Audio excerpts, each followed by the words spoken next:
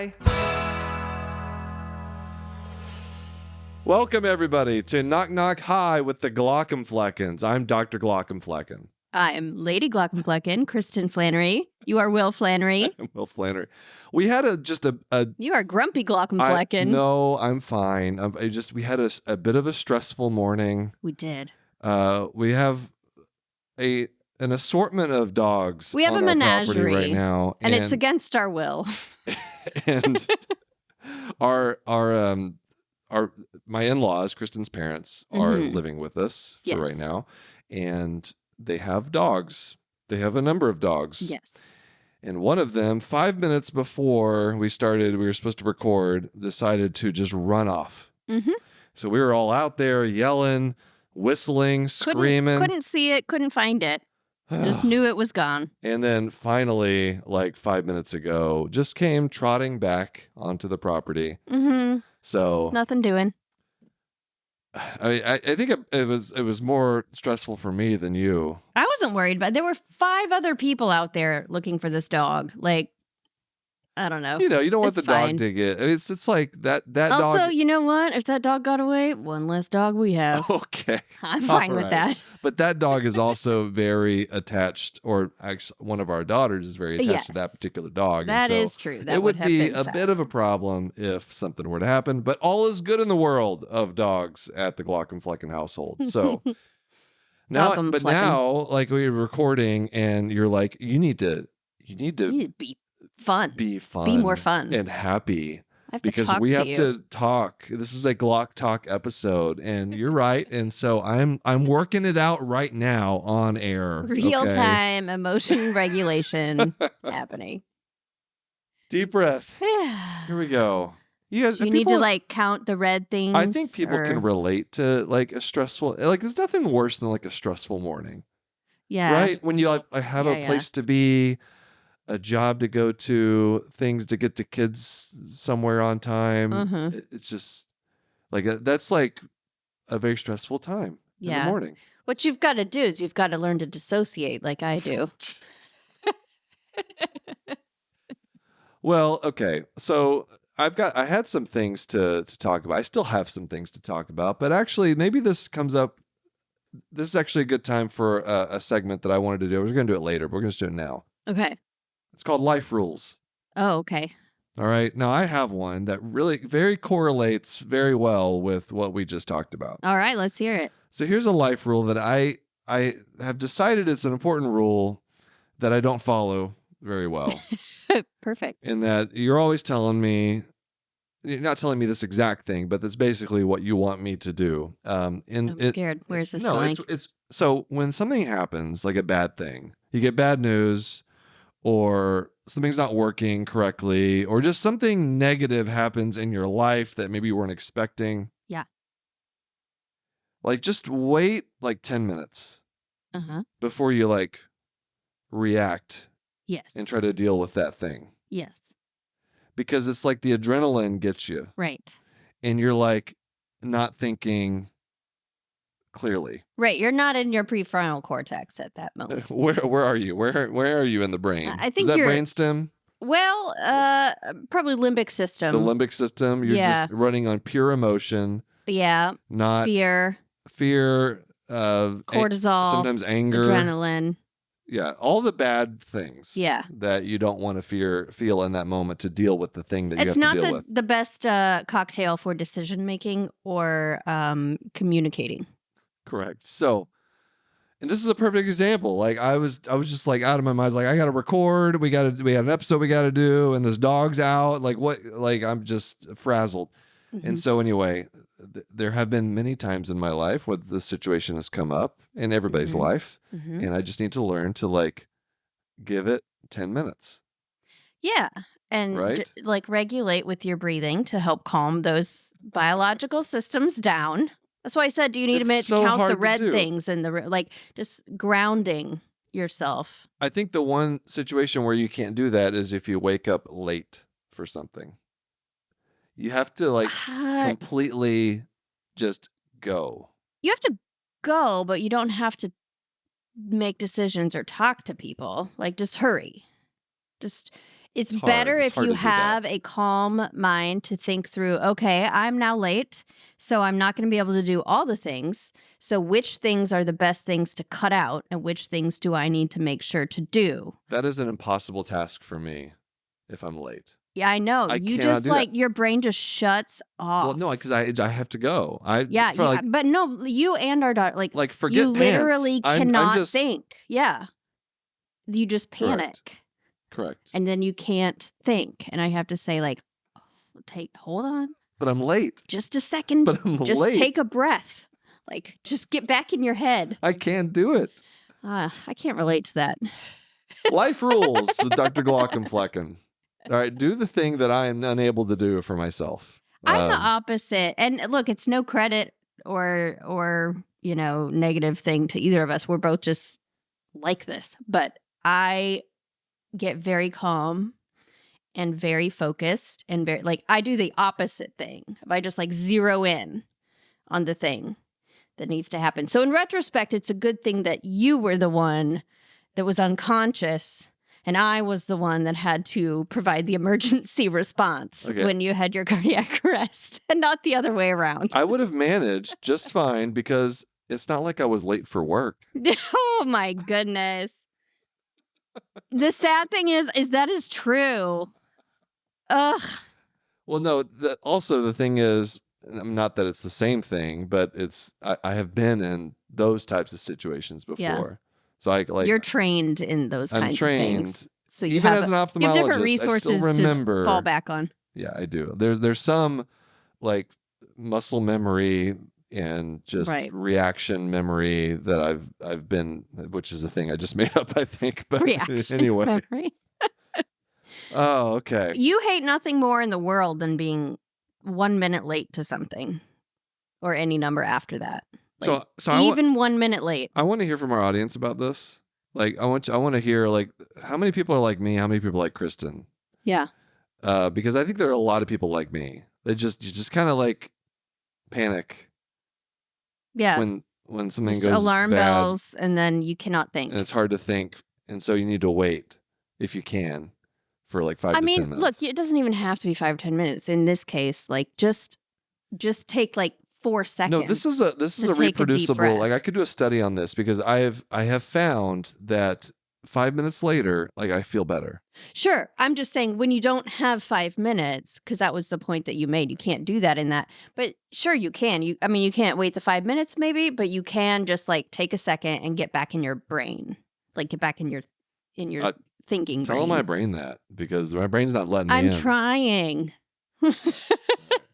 You have to do it through your body, is what I'm saying. You have to take a deep breath and ground yourself and then carry on. Okay. But it only takes a few seconds. Well, easy for you to say. All right. You're just amazing. That's not what I'm saying. All right. Well, I think we've aired enough marital laundry already this morning. I think it was just your laundry. Fine. I don't think it had anything to do with our marriage. I am doing laundry right now, actually. This is our last episode before our New York show. Woo woo!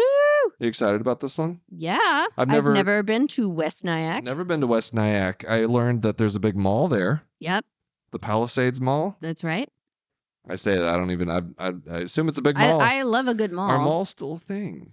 Kind of. I think the big malls are still a thing. Yeah. If it's a big, robust mall with lots of sunglasses if it's got huts. other things in it, like a hockey rinks and or an improv comedy theater. Movie theaters, improv. Yes, exactly. I think those do better than others. Or the Cheesecake Factory. The Cheesecake Factory. There's one in Portland. It's got a Cheesecake Factory. That mall's still humming. Yeah, I like that mall. I'm there more than you know about. So. All right. Yeah, sure. But no, I'm a millennial. We are millennials. As a good millennial, I do love them all. Well, anyway, we're excited about it. We're halfway through the tour now, and so it's going, and it's going great. Fun. And we can't wait to see everybody out in West Nyack. That's right. So one more thing I want to talk about before we take a break is so I'm planning a video. And sometimes I plan a skit, a topic. I know it's going to make people mad. Oh, boy. Now, this is something these always make me nervous. I know. This one is actually something that I think most people can get behind, and it's about fluoride. Okay. Like using fluoride. Oh, boy. What? I'm anticipating the reply, guys. Okay, so here's the deal. It's been a while since I've featured the dentists. Yes.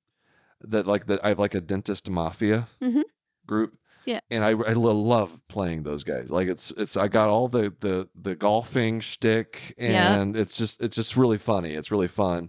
And so it's going to be, but I was trying to think of like my knowledge of teeth and teeth related things is somewhat limited. Sure. So I was like, what can I do that's like dentistry related that also a medical, like a physician would tangentially be interested in? And I came up with fluoride because that's something like child visits, pediatricians, like they might ask about, are you using fluoride toothpaste? And so I was like, okay, I'll do that. But then I got to thinking, yeah, I think there's like a pretty strong like anti-fluoride. Yeah, see, here's the thing. You have never been a part of the mom Facebook groups. Is that's where it's rampant there? Yeah. That's probably dated at this point. They're probably somewhere else now. But when we had little kids, I was, in you those. Saw a lot of it. Yeah. Oh, yeah. Well, I know pediatricians strong feelings. See a lot of that too. It's like, I think it's probably on the same like scale as like the anti-vaccination crowd. And so anyway, I'm still going to do it because I like the idea. And I think it's actually important. Like it's one of those educational pieces. It's a bit dicey living in Portland. Yeah, so you might not be able to go in public for a while. Yeah, that'll be fine. That'll be fine. All right. It's there's gonna be some comedy. It's not just me talking to a camera, so it should be at least fun. Maybe I can trick people into believing in fluoride. I don't know. So that'd be cool. Anyway, but it got me thinking. The real reason I'm bringing this up is because there have been a few. Sometimes I think about my prior controversies, the things that have in my social media life that have gotten me in the most trouble. Yes. I got 3 for you. See if you can remember these. Oh, I'm sure I do. You remember Googate? Yes, I do. Yes, I do. That was ridiculous. So this was on Twitter back like in 2017 or something. I had like maybe a few thousand followers. It was more than that. It was I had a small following. I did. And there's this guy, Eugene Gu, who's quote unquote. He came up as like a Trump reply person. Like, there was like this handful of accounts that everything Trump would tweet during his presidency. Yeah. They would respond. And make fun of him and stuff. So anyway, I put out a tweet. I don't even remember what I said, kind of poking fun at this guy and what he was saying or whatever. And then he came back with his like 250,000 followers, which is much more than me at the time, and asked why my avatar was blackface. Right. And remind people what your avatar was at the time. It was a cartoon ophthalmoscope that I had put like a little cartoon mustache and a top hat on. and then obviously his rabid followers jumped on, and everybody was calling me racist. For being an ophthalmoscope. And it really highlighted a much larger point in that nobody in medicine outside of ophthalmology knows what a stethoscope looks like. Sorry, knows what an ophthalmoscope looks like. I don't know what a stethoscope, what an ophthalmoscope looks like. So it was like a solid like 48 hours of just constant hate.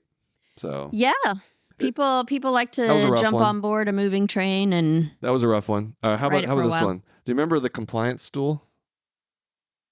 Compliance stool. I remember the dunce hat you made in residency. Was that it? Similar. Okay. So this is actually kind of my fault. This is something it was a learning lesson for me. Okay. I tweeted something. I said something to the effect of patients.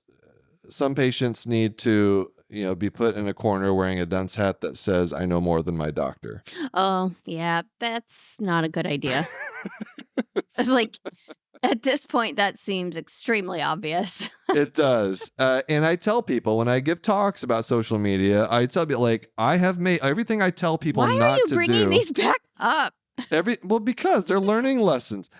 Everything I tell, and this was, by the way, this was like right at the beginning when I first started on social media. I was a resident. I was anonymous, thank God, at that time. This is why I'm saying, why are you bringing? Because I feel like it's some of these things. No, some of these things are like learning lessons for everybody coming up after me. I want people to not make the same mistakes that I made. Because I made all the mistakes, and I own it. And obviously, that's something I would never say again on social media, but for good reason. But that obviously invited a lot of not happy Did you people. say dunce hat in that tweet? I think I did. Oh boy. I think I did. So anyway, that was number 2. How about number 3? This was a kind of a fun one. This was a video that I made where it was basically the reaction a physician has when another physician calls and says, "Hey, you remember that patient you saw last week?" And then it was like this montage of this person, like just in their feelings, like feeling like they had just done something horrible, that they may be going to jail, just being like, like what we talked about, like being like having that adrenaline and not thinking clearly, and just same situation. Like your mind as a physician automatically goes to, oh my God, I killed somebody. Yeah. Or I made a horrible mistake. I'm getting sued. Or I'm getting sued, or something like that. And oh man, like most people in healthcare, like resonated with that, obviously. I did get quite a number of people who, in fact, one person who actually made that the subject of an ethics course on whether or not physicians should say things like this. To each other or on social media? On social media. Yeah. I have a feeling you've been in many an ethics course over the years.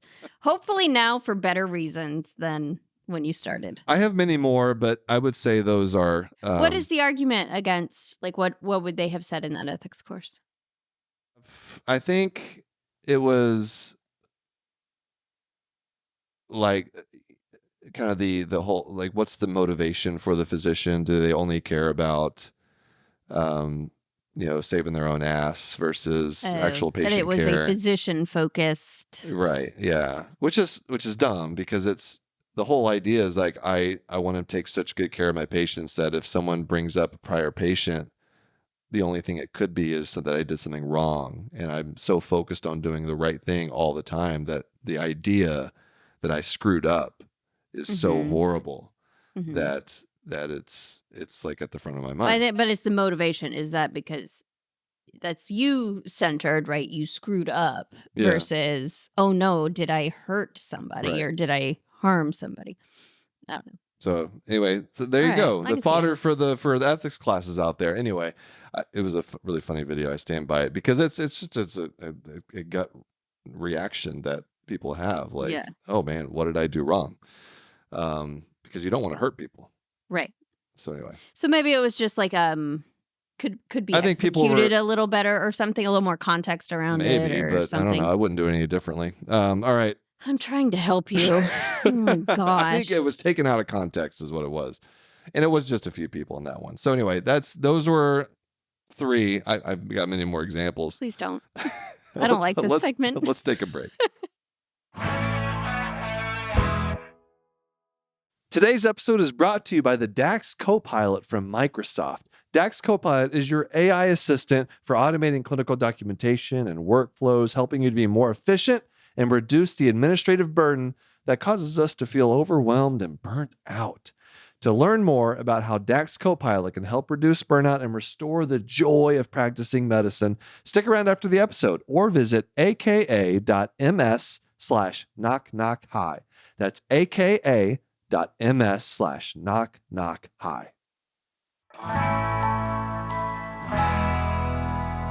All right, now that I've made probably a lot of people mad at me. Again, I don't this is just for learning.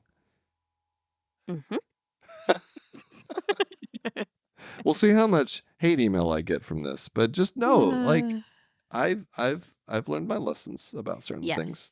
That is why you are bringing them up. Is to Exactly. Except you've contradicted yourself because you said that you're bringing those 3 up as like examples to learn from. The second one and then the third one you said you stand by. Hold on, no. So which is it? Just the second one, the compliance tool. That I never should have said that. That's a terrible thing to say because there's lots of reasons why a patient might not be taking the medications that you prescribe them.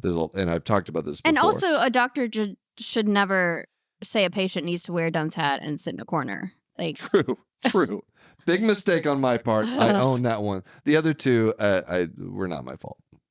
Okay. All right, let's move on. So how about health news? You want to do some health news? Health news. All right, this is actually based on a viral TikTok that I saw recently about a woman who had to be life flighted, had an air ambulance, helicopter, to the hospital and was not insured and received their medical bill. Oy. Can you guess how much it was? $100,000. Oh my God. No, thank God. Oh, good. It is much more manageable, $68,000. Oh, yes, really. $68,000 bill that she received. Yeah. Just for the air ambulance. That's not the medical care. Right. Just for a helicopter ride to the hospital. Well, I'm sure they were providing care during the ride. Sure. But not hospital care. The whole care. thing, everything that happened within that helicopter ride was $68,000. And it got me thinking about... What if the helicopter was in network, but the airspace was out of network? Don't give insurance companies any ideas. They'll start trying to own airspace. Yeah. But it did get me thinking about the No Surprises Act. Yep. And how a lot of people don't know this, but the No Surprises Act is which basically tries to outlaw balance billing or surprise billing. So, for example, I use myself as an example because I had some surprise bills with my cardiac arrest. I was taken to an in-network hospital, but the doctors in the hospital were out of network. Yep. So I got billed an exorbitantly high amount for those doctors' services. Well, now with the No Surprises Act, you can't do that. So the doctors they may be out of your network, but if they're in an in-network hospital that you go to, especially on an emergent basis, they can't bill you like extra. So it has to all basically be like it's in network. So they can't bill out of network charges. So that also applies to helicopters, air ambulances. I just want people to know that. Oh, I thought you were going somewhere with that. Okay. No, so you can't be surprise billed for an air. So they can bill ambulance. you. They can bill you, but it's got to be as if it's an in-network service for your insurance. They can't say, insurance can't say, oh, wait, the hospital is covered. Yeah. But this is a regulation for insurance companies, not for patients. Right, for insurance companies. But they can't say, oh, but the helicopter was out of network, so you're going to pay the entire bill. They can't do that anymore. Right. What about ground ambulances? Because I think there's some differences there, right? Actually, that's not included in the No Surprises Act. Yeah. So ground ambulances can still surprise bill you. And the reason is because it was just too hard to figure out. Why? Literally. Like Congress is like, oh, there's so many like local and state regulations. It's just too hard to figure out. Complicated. I guess there are more for a ground ambulance than for these other things. Yeah. And so they just said, no, we'll just exempt ground ambulances. And then what? The state or local governing body is supposed to decide? Well, yeah. Or it's just like they hire a private company to do it. Yeah. And then you can get surprise billed for it. I firmly believe that taxes need to cover emergency transport services. Yeah. To be honest, I thought that they did until we got our bill from the ambulance. It depends. Because it just seems like something that should be covered. I think it depends on the location, like the state, the local municipality that you're a part of. It's so across the board, but there are a lot of private ambulance companies. Yeah. And so I think it's crazy because it doesn't matter like how poor or rich you are, eventually you might need an ambulance. Right. And it just makes sense for all of us to contribute like our tax money to this service that like anybody might need. Like I don't understand. Such as the entire healthcare system, for example. Right? Yeah. Like it doesn't make any sense. Like why do we have private companies that do this? Like this should be like just a government service, in my opinion. Yeah. I don't know, but so. Yeah. Right. If we can have, I was going to say if we can have mail, but that's also a dicey one. The post office is. Do we have private equity owned mail companies? I don't know how it all works, but I know that it's a funny mix with the post office of it's a public government institution, but then there's like funding issues about it. I don't know, but I know it's just kind of a gray area. So that would have been a bad example. I'm just trying to say I would be happy to use my tax money to pay for emergency services. I am happy. I'd encourage my tax dollars to be used for ambulances and helicopters to bring people to the hospital who desperately need it. So anyway, just that's really health news, but just a healthcare wrinkle that we have in our very complicated system. Yeah, I wonder how other countries handle their emergency services. That's a good question. You guys can tell us, or I can report back. I can do some research and let you know. And hopefully people can make it easy on me and just tell me what your country does. I would greatly appreciate that. That'd be great.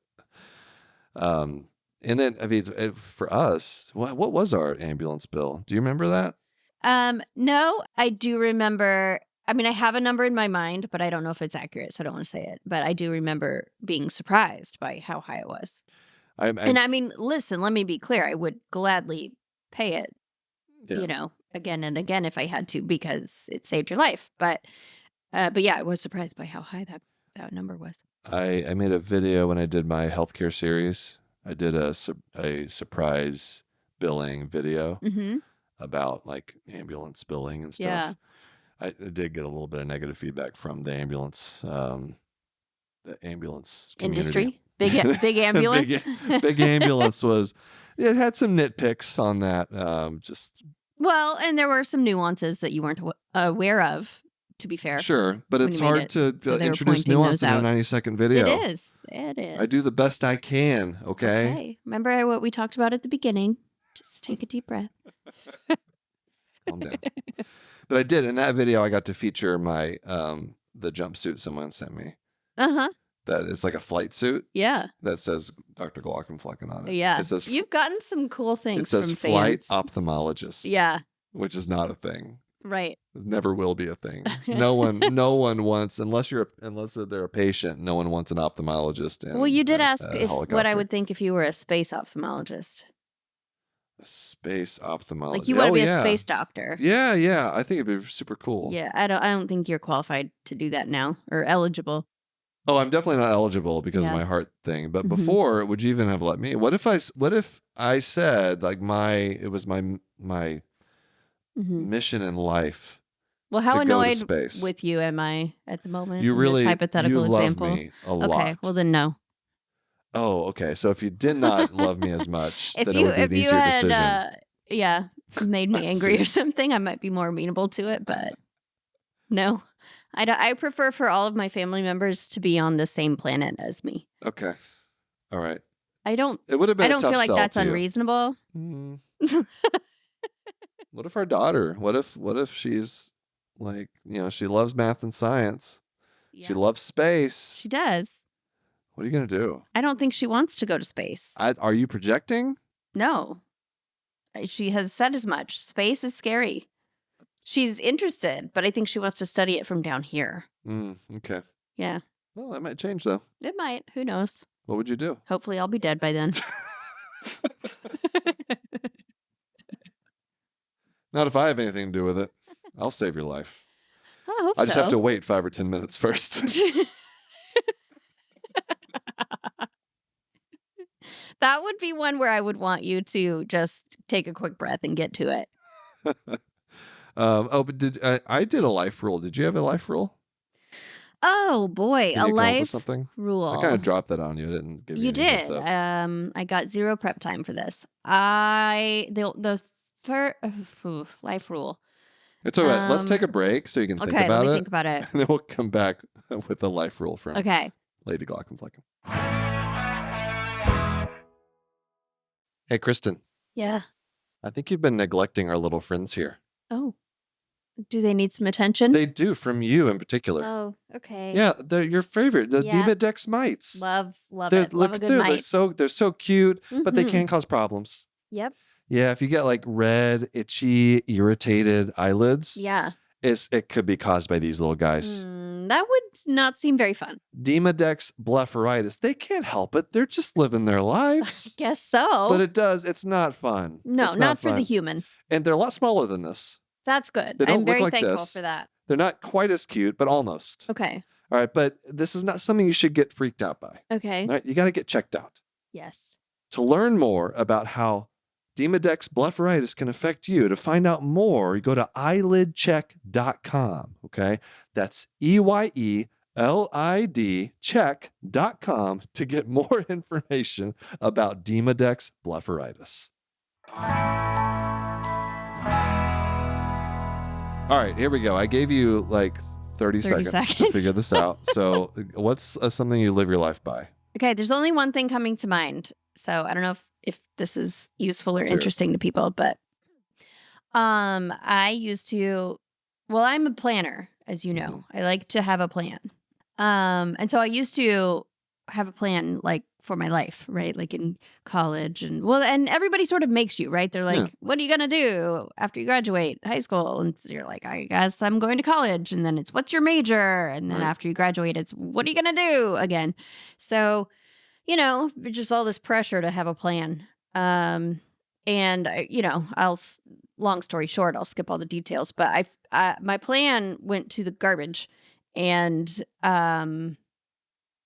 I have since learned that, at least for me, and I think probably a lot of people, it works better to just like know what you are good at, know what you're interested in, know what your values are. Okay, so like, I guess plan to that extent. And then just like be open to things and just do the next thing in front of you, right? Just make the next decision in front of you. Like, what opportunities are available to you, or could you reasonably make available to yourself, and just like do that thing. Even if you don't know like where it's going 10 steps from now or what the ultimate end goal would be. Yeah. If it feels right to you at the time, then do that. And then when it starts not feeling right anymore, then judge what feels right to me now and do that. And just do it like one step at a time. Having like an ultimate goal, like I have to get to that point. Yeah. Like I have no idea where I'm going. Yeah. I have no idea what the end destination is. Like I have no plan. I have no end goal other than just clearly do the next thing that feels right. Took a job running a social media influencer company. So but that was the thing that felt right at the time for me, for our family. Clearly you didn't have a long-term goal in mind. You just kind of jumped onto this. Exactly. And people, some have reservations like, it's a social media company. What are you going to do if it doesn't work out? I'm like, I don't know. I'll figure that out at the time. Well, the thing is, you're gaining skills doing those things. Exactly. Right? That you can apply to who knows what in the future. Right. And this is a job that didn't even exist. Right. Like 10, 15 years ago. How could you have said when you're a kid, I want to be this when I grow up? Like, it wasn't a thing. It's still not really a thing. We've just That's true. forced it into a little thing. But I don't know. But think that you're going to go ahead. Don't. I get bored. Oh yeah. So I like having variety too, and so this approach allows me to like I've gotten transferable skills at each step along the way. But I think I've had like 3 or 4 careers at this point, and like a lot. I liked them all as I was doing them, and then there came a point where I felt like I had either changed or outgrown it, or just wanted something new. Just don't leave me for another influencer. Oh, okay. Specifically just another influencer. Somebody else would be all right? I suppose. I don't know. It depends on who it is. Okay. I guess I should, don't leave me for another medical influencer. Okay. I hate that I'm embracing that term. Yeah, it's not the right term. What do I influence people to do? It's like for a lack of a better term. I know. Like, can we come up with something I new? like creator better. Even that has some like content creator is better. It's better. It's still not like perfect, but it's better. Influencer sounds smarmy. Sounds like I'm selling stuff to people. Yeah. It sounds like you're like an Instagram model or something that's trying to sell. I say that as we have ads in our episode, but it's different. Right. Like your content itself is not trying to sell something. Right. It's just trying to entertain. Yeah. And display our marital differences to the world. Sure. Because why not? That's the secret, right? To longevity in marriage. Sauce. That's right. Do you have anything else to add? I don't think so. Okay. I think that was good. Are you done? Are we done talking for today? Glauc talk? Should we close our episode? Yeah. Do you have any other things to add? No? I think I'm getting some real vibes from you. No, I'm asking you if there's anything else that we need to talk about. I had on here organ discovery, but I don't want to drop another thing on you. So okay. Do I have to know things for it? No, it's the thing where you just give an organ, the name of an organ. I'd tell you a disease that has to do with that organ. Ooh, I could do that. We did it before, I know organs. But the reason I haven't come back to this is because you gave me like hard ones, mesothelium or something. And I was like, come on, like what's like my liver was right there. Like Jesus. Even I know diseases of the liver. All right, let's do this real quick. Easy. Give me an organ, part of the body. Okay. Give me the Jeopardy music while I think here. Let's see. Diaphragm. You love playing games with me. All right. Diaphragm. Yes. If you okay. Here's one. Okay. There's this disease, a congenital disease where you don't have part of your diaphragm, and then your intestines can like come up into your thorax. Yeah, that's not good. I don't remember what it's called. Okay. But someone tell us what that's called. Like diaphragmatic something. Absentia. It's got to be Latin. Something like that. There's also, I know the phrenic nerve is a nerve that innervates the diaphragm. And so if you somehow lose function to that nerve, I'm not sure how that would happen, some kind of trauma, then you wouldn't be able to breathe. Then you can't contract your diaphragm, or at least part of it. And that can be a big problem. Deadly. As you can imagine. Yeah. So there you go. All right. Two kind of things, two kind of diseases.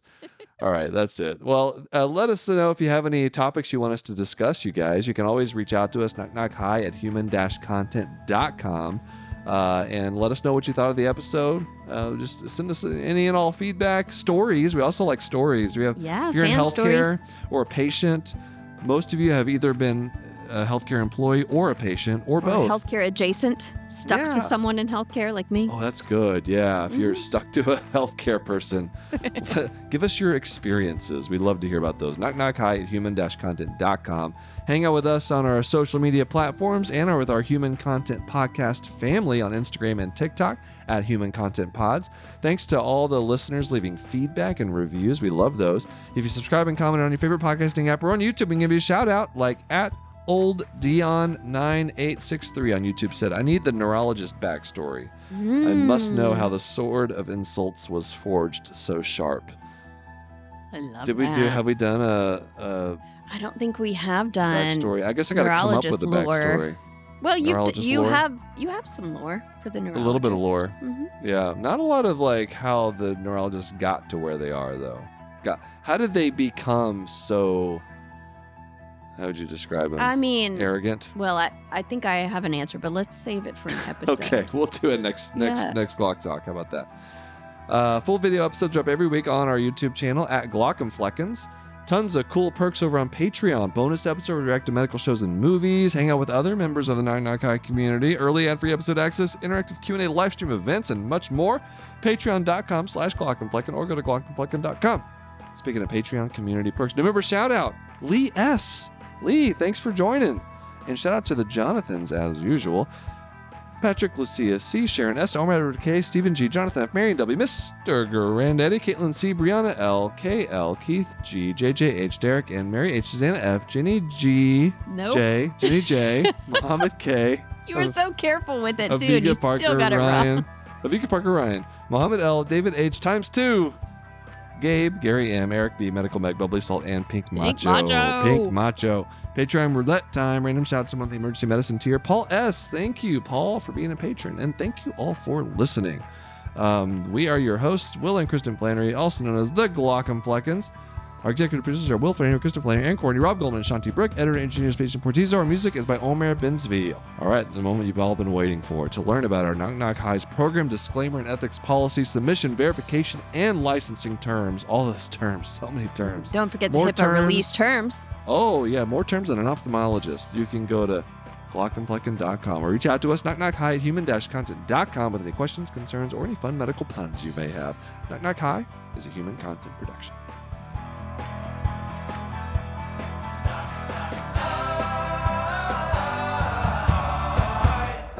Goodbye.